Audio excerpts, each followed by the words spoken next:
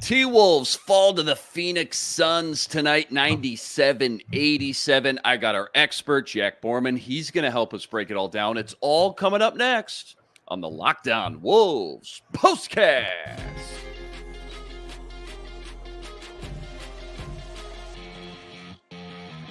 You are Locked On Wolves POSTCAST, part of Locked On Minnesota on the Locked On Podcast Network. Your team every day.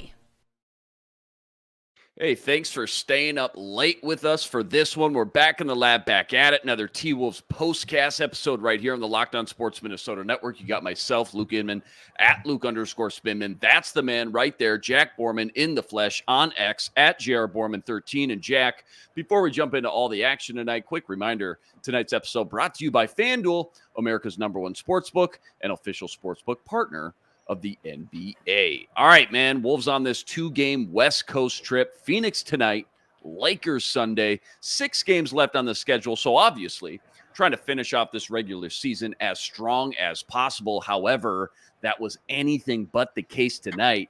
Boom! Smacked in the mouth right from the jump. Don't blink. It's 15-0 already. Phoenix right out the gate. And really, for all intents purposes, man, they never really look back. Pretty average shooting tonight. I think we can say below average, actually. The Wolves shot 38% were the final numbers compared to the Suns' 43%. They went into halftime, Jack, 41 points. That's the lowest first half total they've had all season.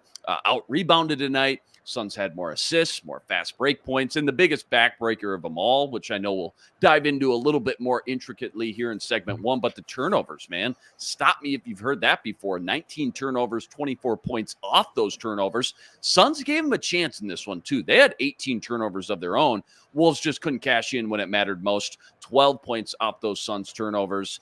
And that wasn't enough tonight. 97-87, that's your final. Trust me when I say, though, that box score final doesn't do it justice. This was a 15, 20-point ball game for 85, 90% of this one. Let's find the positive, though, Jack. OKC loses its 3rd game in a row tonight, and that means the Wolves, who are tied with Denver, still are in first place with that 1 seed because of the tiebreakers. So they got that going for them, which is nice. Kick us off, man. Biggest takeaways, top of your head. What do you got? Yeah, I mean, they had an opportunity tonight to gain at least a lead of at least 1 game in the #1 spot for the first time since, I believe, February 29th. So, there's a good opportunity there. Denver lost last night. Pretty controversial 4th quarter in Los Angeles against the Clippers. So the opportunity was there, but yeah, that 15-0 start was just really, really tough for them to climb out of because the offense was just horrendous in this game. Like Joshua says there, I mean, this was just a game where it was glaring that the Wolves needed Karl Anthony Towns pretty badly. Before the bench emptied, they had a 78.3 offensive rating. That is like 30 points below the worst offense in the league, which is pretty impressive. They were 26 of 76 shooting before garbage time, before they emptied the bench. So that's a 34% field goal percentage. That is the 2nd lowest of the season. They shot 34% in the season opener against Toronto. And why was that? Why were they so, bad offensively? They couldn't get in a rhythm because they kept turning the ball over. They had 19 turnovers for 24 Phoenix points before garbage time. And that ended up being what the final was. They had 12 live ball turnovers, which you just absolutely cannot do against the Phoenix Suns. They're the most efficient transition offense in the NBA in terms of points per possession. They don't get out and transition all that often because they really need to kind of gang rebound inside because they haven't been a great rebounding team all season long. And you just can't, again, 63% of your turnovers being live ball turnovers. The league average is 55. The worst in the league is like 59%. So that's a really bad number, especially against a team as good in transition against Phoenix. And so why did they turn the ball over so much? Well, to start with, Ant and Naz Reid combined for, I think, 9 turnovers, right? Yeah, 9 turnovers between the two of them. The two of those guys drove into gaps a ton. The Suns did a great job of having guys in the corners really dig on drives. And they pushed those two guys east to west a lot more than north to south, which was a great job for them. Phoenix was awesome in their shell defense. They switched a ton early in the game. They threw a high wall at Ant, so they put 2 on the ball. They mixed up their looks to kind of throw those guys off. But the constant was that they really packed the paint really, really well. And guards didn't get off the ball early enough. We've seen that a lot, and especially since the Wolves have gone to a more pick and roll centric offense, as guards are kind of getting off the ball early or getting into the second side, and then having the second side be where you're running that pick and roll. And they just didn't get into a lot of that tonight. There was a lot of holding and dribbling into pressure. So many careless passes and catches, which was unfortunate. And yeah, like you said, like I said, you just got to credit Phoenix here. They packed the paint, had a ton of length and bodies inside. The Wolves were just 13 of 31. That's 42%. That's a terrible number at the rim. It's probably about 18% below league average there. That's probably the worst, again, like I said, worst of the season for them at the rim. And that just kind of snowballed into a really bad attitude game from the Wolves, which is kind of rare considering how much we've been on here this season, praising the spirit of this team and the never say die attitude, and these guys just sticking together and finding ways to win games and not let any extraneous variables, extraneous factors that they can't control dictate or impact the way that they play the game. And I thought that happened tonight. Anthony Edwards complained way too much in the first quarter, set a horrible tone for his teammates, was on the ground 5 or 6 different times where it allowed Phoenix to run up the floor 5-on-4, where Ant's just laying on the ground, looking like this with his hands up in the air at the refs and not getting up and running back. And, that's just not going to get it done. And like you said, when you have that attitude early on and then you're down 15-0, it's really hard to kind of find the good energy that you need to come back and climb out of that hole. And, they just weren't locked in from the jump.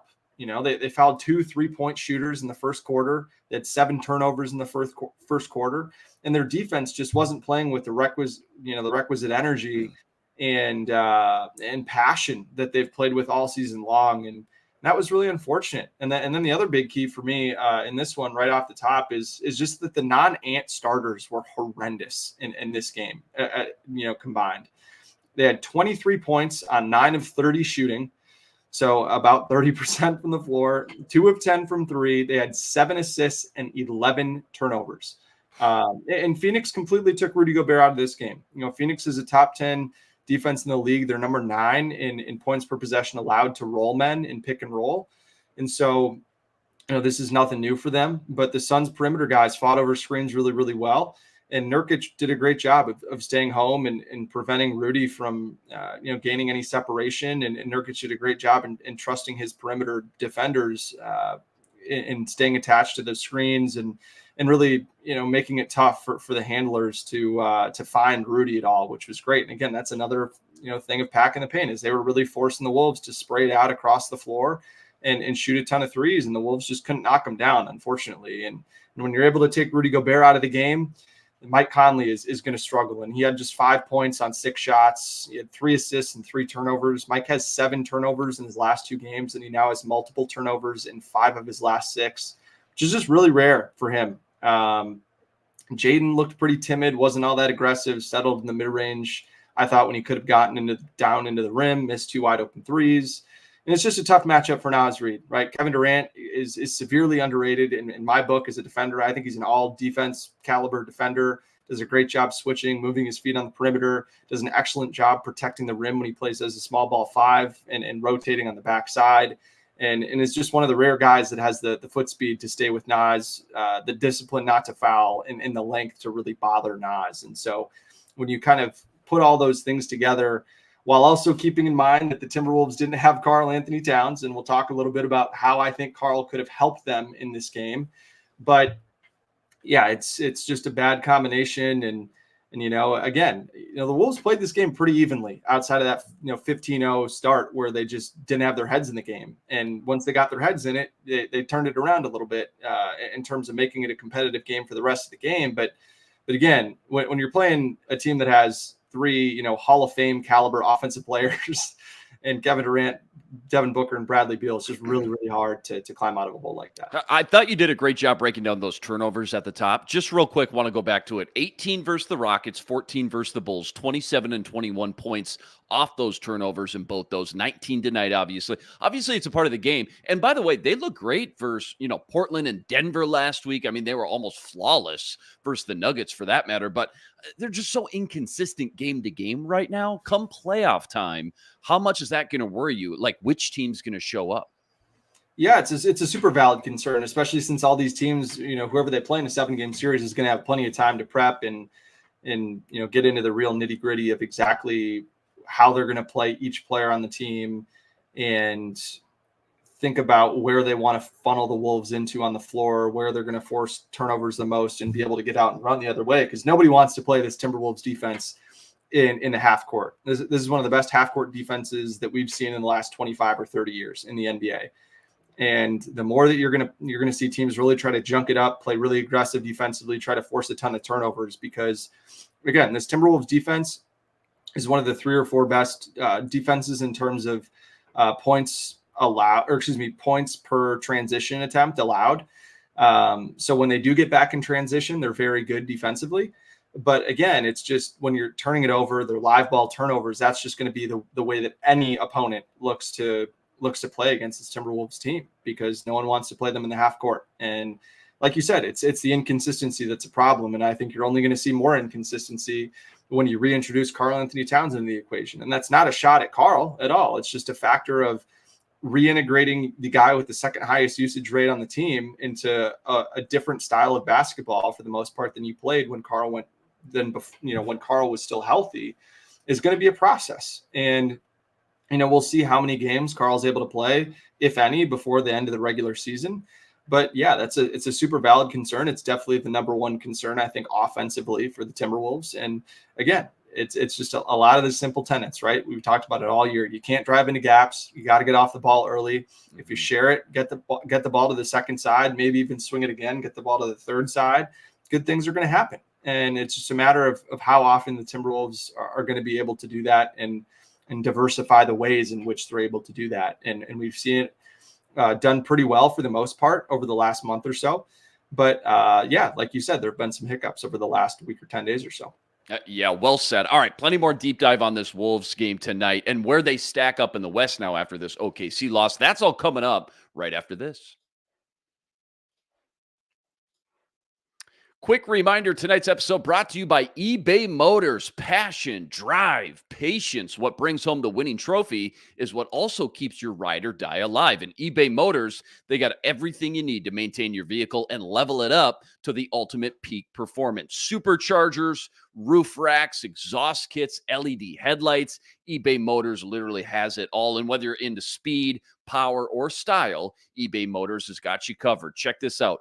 Over 122 million parts for your number one ride or die. You'll always find exactly what you're looking for. And with eBay's Guaranteed Fit, your part is guaranteed to fit your ride every time or your money back. Because with eBay Motors, you're burning rubber, not cash. With all the parts you need at the prices you want, it's easy to turn your car into the MVP and bring home that win. Keep your ride or die alive at ebaymotors.com. Eligible items only. Exclusions apply.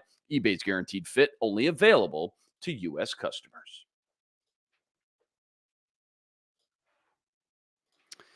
All right, so there was a stretch in that second half where you thought, okay, they still got a chance. If they can just get some buckets to drop here, man, they could be right in this, man. They could cut this lead to single digits, because from about that 8-minute mark in the third quarter to about 8 minutes left in the fourth quarter, it felt like the Suns were just daring, just begging the Wolves to get back into it. I mean, the defense had the Suns in check for a big stretch there, and they just couldn't capitalize on the other end. That's ultimately what I feel like it came down to at the end of the night. Speak to the defense just a little bit. Find us some, glass half full kind of stuff from tonight. Booker, he had only 13 points. Durant with 22. Yeah, I mean, he didn't kill you. Grayson led the team with 23. How'd the defense look tonight? Yeah, again, I mean, for as bad as it looked early on, they got blitzed 15 points in the first, 3.5 minutes of the game. The Timberwolves still had an elite defensive.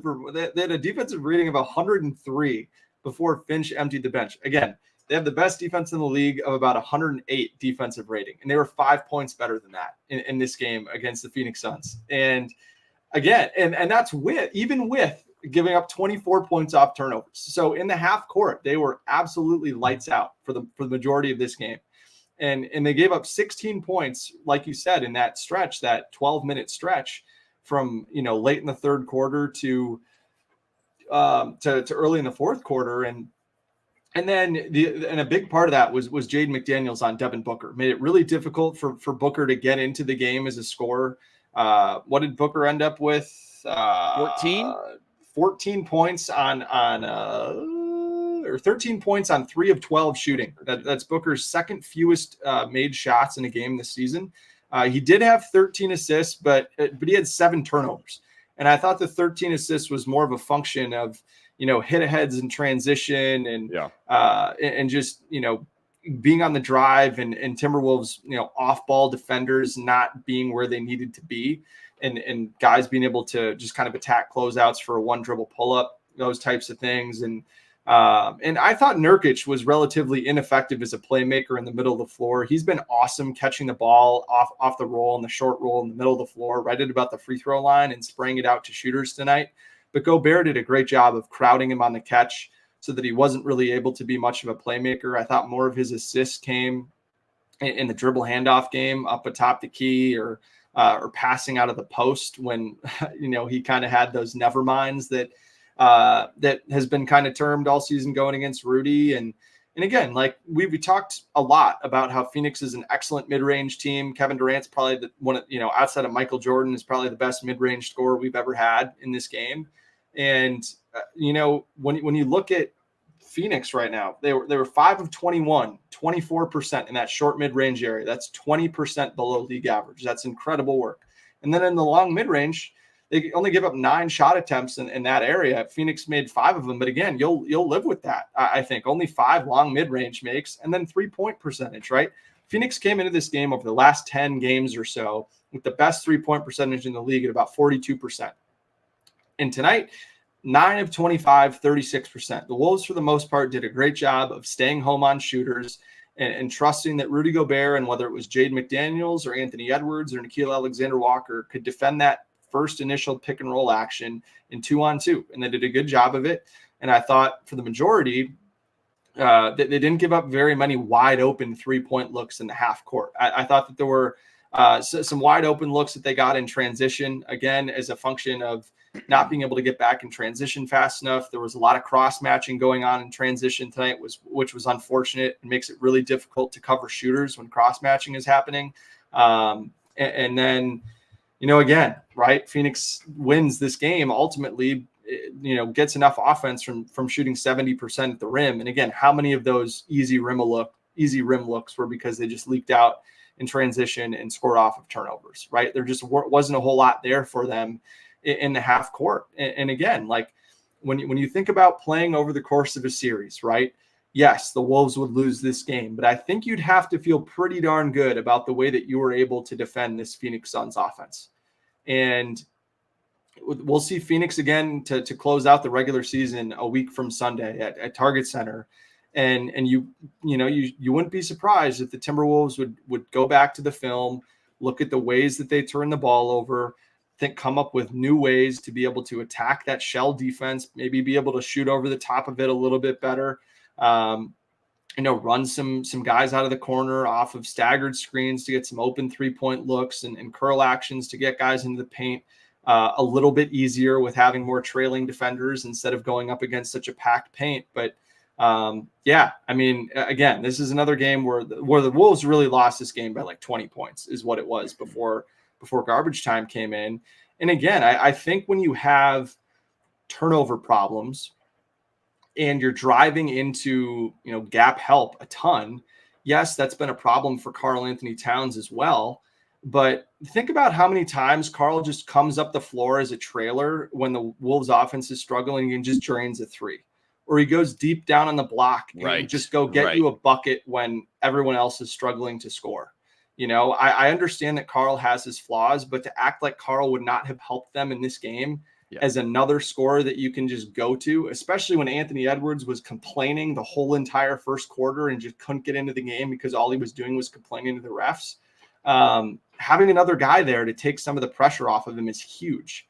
And yes, I understand that Karl can facilitate some of these issues that the Wolves offense has, but I mean, the guy's a 4-time All-Star and one of the most efficient offensive players of this generation. I mean, it's just crazy to me, especially. And the other thing, I know we got to move on, but the one other thing with Carl where he really would have helped is that Rudy Gobert probably would have gotten played off the floor tonight if they had Karl Anthony Towns, not defensively, where, a lot of his reputation has lied from that one series that they had in against the Los Angeles Clippers a few years ago.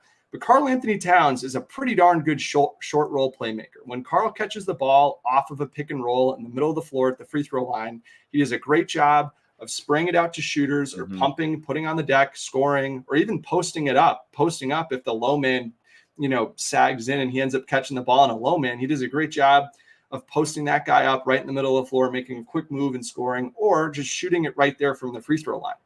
And that's an option that they went to with Kyle Anderson as a small ball 5 to try to create some better looks in that third quarter that just couldn't drop.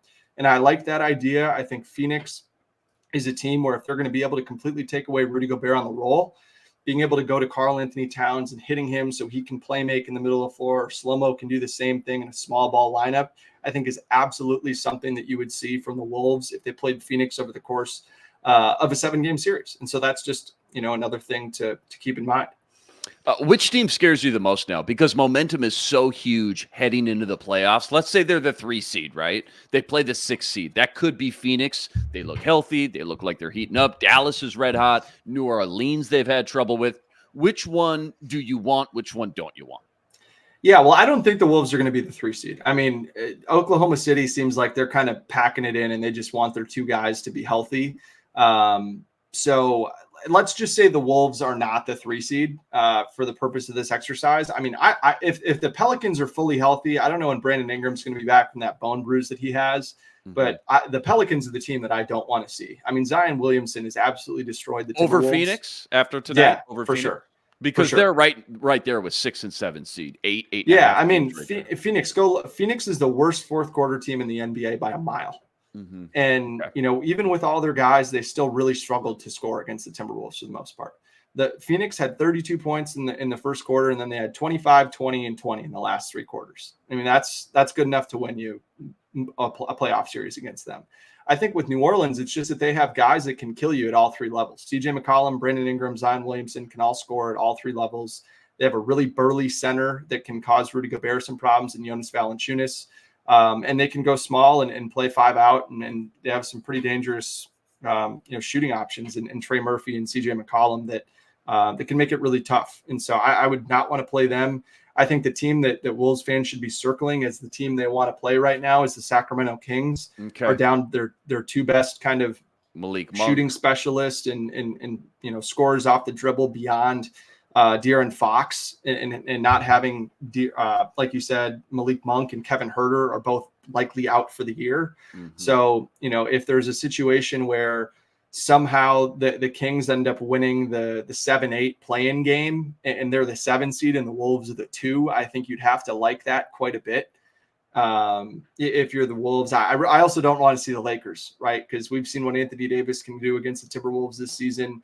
And the Lakers are the team that draw the most fouls in the league. They're super physical. They drive, get into the paint a ton. They post up a ton. It makes sense that they have the most fouls drawn and most free throws shot because they're in the paint a ton. They're super physical. They have LeBron James and Anthony Davis. But, and again, it's just like the intimidation factor of going up against LeBron. So that's one that I would not want to see either if they can avoid that somehow. But, it kind of plays to the fact of like, it would be interesting if you could, one thing I think they should add in the play-in is the number 1 seed should be able to choose out of the teams that come out of the play-in in 7-8, which team they want to play. I think that would be kind of a fun wrinkle, but we'll see. Speaking of the Lakers, don't go anywhere. We're going to preview Sunday's game. That's all coming up right after this.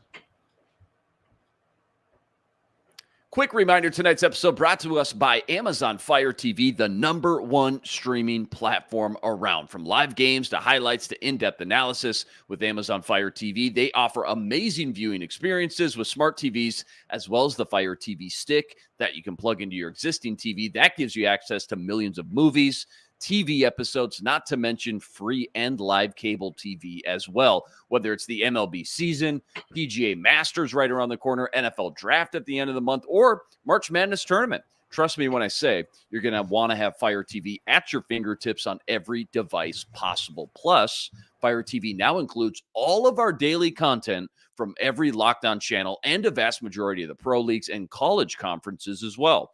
You got to check out Fire TV channels on Fire TV and your Alexa devices. To learn more, visit Amazon.com/LockedOnFireTV. That's Amazon.com/LockedOnFireTV. All right, quick little preview. Sunday's game, you just touched on it. The Lakers, you don't want to face them in the playoffs. You talked about, the rebounding, the fouls, everything else. I know they're scratching and clawing right now. They're trying to stay afloat. Currently, the 9 seed, they're kind of in fight or flight mode. You just know they are mentally. I mean, they're almost in playoff mode right now as we speak. What's that matchup look like, though? And how confident are you the Wolves can bounce back and come away with the split now in this West Coast trip? Yeah, you got to feel pretty good, right? I think the Wolves, are undefeated against the Lakers, right? Is this the 4th game they're playing against the Lakers or the 3rd game? Obviously they were super injured the last time they played the Lakers, and Anthony Edwards went absolutely bananas. Anthony Davis, went absolutely bananas in that game, had like 25 points and 25 rebounds, was dominant and completely took over in the 4th quarter of that game. This will be the 4th game, by the way. Yeah. So they're 2-1. Yeah. So they won the first 2, both at Target Center. Mm-hmm. I mean, the biggest thing in this game for me is how tired the Lakers are going to be. Yeah. They play the Cavaliers tomorrow afternoon at Target Center, at Crypto.com Arena. And that's an afternoon game, so they'll have a little bit more time to get right. But LeBron and AD, AD's played on quite a few second night of back-to-backs this season, but LeBron has not. So it'll be interesting to see, especially if the Lakers lose that game, it'll be interesting to see if they really try to push it, because that'll push them a little bit further down the leaderboard, make it tougher for them to climb into that 7-8 play-in game as it stands right now. But the biggest thing for me is the Wolves really have to match the Lakers' physicality. And if they're not able to match the Lakers' physicality inside, and the Lakers are able to get up and find an offensive rhythm early in the game, they really like to play a more inside-out style of basketball, where if they're rolling inside and then the Wolves really have to pack the paint, that's when guys like D'Angelo Russell and Austin Reeves and now Gabe Vincent, who is back and healthy for the Lakers, can get hot from deep. So those are the things that you got to watch out for. And then again, when LeBron James really wants to play and there's a game with some stakes, he's really going to raise his level. And he's really been doing that, now as the Lakers have been really trying to get into that 7-8 playing game as opposed to that 9-10.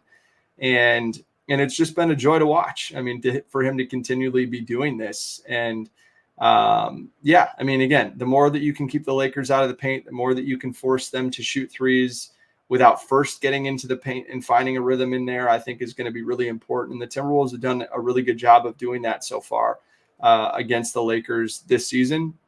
And again, Anthony Davis is going to play in a really deep drop. We saw that in that last game in LA, where Naz Reid really caught fire from atop the key and was able to shoot threes against that drop defense and pick and pop. And so I'd be really interested to see if the Timberwolves opt to have Naz Reid set more screens early in the game, kind of like they did against Golden State, where, Anthony Davis can switch and be that second guy that they bring to the ball to make life a little bit more difficult for Anthony Edwards. And so if they instead choose to have Naz Reid come and set the screen with maybe someone like Rui Hachimura guarding Naz, I'll be really interested to see if Naz is still wide open again and he can find more of a rhythm shooting the ball from deep. That'll be one thing. And then two, if they're going to be in a deep drop coverage and Rudy Gobert is going to be able to, potentially find a little bit more opportunity to impact the game as a role guy. If they're going to play straight up coverage and they're not going to pack the paint quite as much with AD back there, you'd hope that Mike Conley would be able to find a little bit more of an offensive rhythm, especially kind of getting into that mid-range where he can get to that floater that he likes so much. And they just really need him to get back on track as a scorer. And then Jaden McDaniels is going to have to be impactful offensively. Yeah. Again, like if they stick D'Angelo Russell on him, that's going to be something to watch. If they stick Gabe Vincent on him, when Gabe Vincent is in there off the bench, he's just really going to have to be a guy that steps up and can give you 12, 14, 16 points offensively just to take some of the burden off of Anthony Edwards. But the good news is the Lakers just don't really have anybody that can guard Anthony Edwards straight up one-on-one consistently for the entire game. And Ant normally does an excellent job of playing in those matchups and scoring and impacting the game really well. It's a nice thing for the Wolves that Jared Vanderbilt is not playing for the Lakers, because ironically Vando has been one of the best guys at defending Ant since he's left the Timberwolves, and is obviously played against him a ton in practice and knows his game pretty intimately. So, a lot of things to like in this matchup for the Timberwolves. Again, it's just got to start with matching physicality and not letting Anthony Davis and LeBron James impose their will on you early, and kind of find that rhythm early in the game and let the energy in the building and all that kind of snowball from there. Yeah, great breakdown there. Very optimistic now after hearing everything that you just said for Sunday's game. Last one real quick, 60 seconds or less. How great has this March Madness been, man? UConn, Iowa tonight, women's pool, phenomenal game. Men's tomorrow, UConn versus Bama, Purdue versus the Cinderella story. What stuck out to you the most this year between both those tourneys? And give us Jack's picks for tomorrow night. It was really fun. I covered the links. I covered the WNBA pretty closely for the last 4 years. So I'm pretty in tune with the women's game as well. And I just think the women's tournament has been way more compelling than the men's tournament. When you have the star power when you have the star power of the women's tournament, you've had all these amazing matchups that we've seen so far this year. That title game rematch from a season ago, Iowa LSU, was incredible. And then USC UConn, Juju versus Page was incredible. To have that on the same night, I thought was incredible. And then you have a team like South Carolina that has a dominant post player and Camila Cardoso, and she's been phenomenal for them all tournament long. But the way that they've gotten contributions up and down the roster has been fantastic, and has been a ton of fun to watch. Just a well-oiled machine on the other side of the bracket. And and then in the men's tournament, I just think it's been so fun to watch DJ Burns, the way that he's been able to kind of take over the game in the paint, get his teammates involved. I mean, people have been coming up with all these great nicknames like Snack Randolph, and I'm an NFL draft guy. I keep thinking about this guy would look great at left and tackle. He came out and said he's got zero interest, despite scouts kind of wanting to see him go through a workout on the offensive line. But yeah, I just think I've been following the women's tournament way more closely, just because I think that's been way more fun with the star power. And hey, that's where you get the WNBA of they can't come out until after 3 years or until they're 21 is great, because you can build more of these programs, get more of the kind of the rematch opportunities and some of the storylines and star power that you just don't get in the men's game, which makes it a lot of fun. And I think that the first couple rounds of the men's tournament might be a little bit more fun, just because there's more unpredictability and there's a lot more upsets on that side.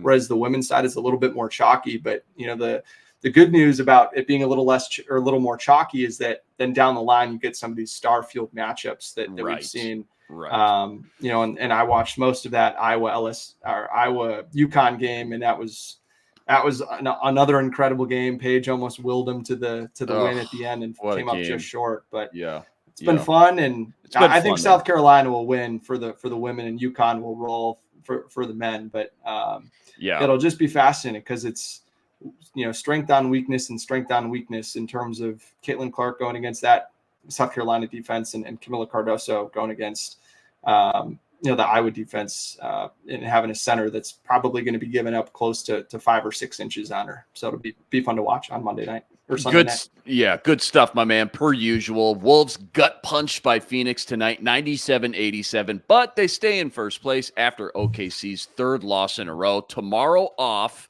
and then the West Coast fun continues with the Lakers on Sunday. Tip off for that one, 9 p.m. Central Standard Time. As always, huge shout out to all you guys that stayed up late for this one, joined us on the stream. We wouldn't be here without you. Rest assured, we'll be back each and every game, same time, same place, right here to break it all down. Quick reminder as well, go check out all of Jack's work on X at JRBorman13, and make sure you check out the entire crew on the Minnesota Basketball Party each and every Wednesday. Sam Ekstrom hosting, Gophers legend Ron Johnson, Carol Evans, Reggie Wilson, and don't forget Ben Beacon, always ripping it up over on the Locked On Wolves podcast each and every day as well. That'll do it for us tonight. He's Jack Borman. I'm Luke Inman on Twitter at Luke_Spinman. Until next time, signing out.